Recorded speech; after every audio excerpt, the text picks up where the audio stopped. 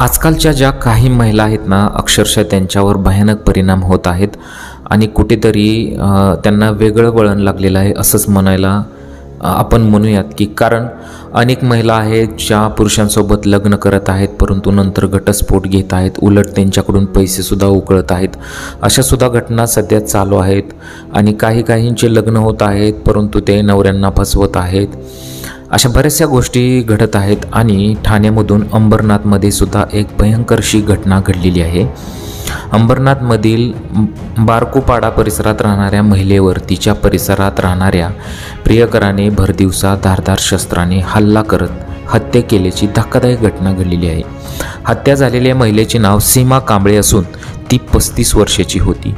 ती तिच्या पतीपासून विभक्त राहत होती. त्यानंतर सीमाचे प्रेमसंबंध राहुल अरुण भिंगारकर या 29 वर्षाच्या तरुणाशी जुळले.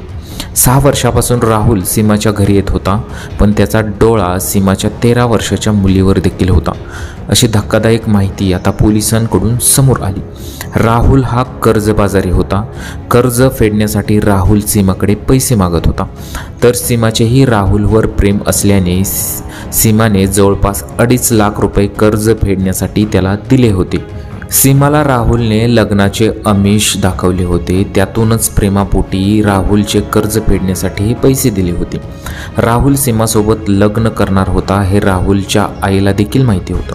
मात्र सीमा राहुलशी लग्न करणार याची कोण लागल्याने सीमा व राहुलची आई या दोघांमध्ये वाद नेहमी सुरू होत होते. राहुल सीमासोबत लग्न करणार नाही, तुझ्या मुलीसोबत लग्न करेल अशा धमक्या राहुलची आई सीमाला देत होती. त्यानंतर राहुल लग्न करणार नसल्यामुळे माझे दिलेले पैसे दे असा तक्रार सीमाने लावला.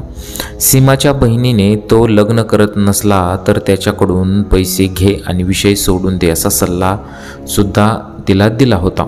हत्या कशी झाली पहा. राहुलने सीमाला फोनवर संपर्क साधून तुझे पैसे देऊन टाकतो असा कॉल केला होता.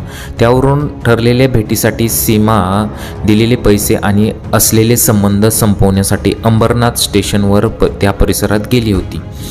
तिला राहुल भेटायला आला होता. अंबरनाथ रेल्वे स्टेशन परिसरातून ते दोघी पायी चालत अंबरनाथ पूर्व पश्चिमेला जोडणाऱ्या ब्रिजकडे गेले.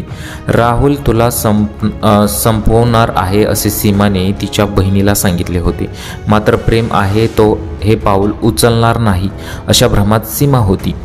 पण सीमाला संपवण्याच्या तयारीत आलेल्या राहुलने ब्रिजजवळ येताच ब्रिजच्या पायऱ्यात चढत असताना सीमासोबत वाद गेला.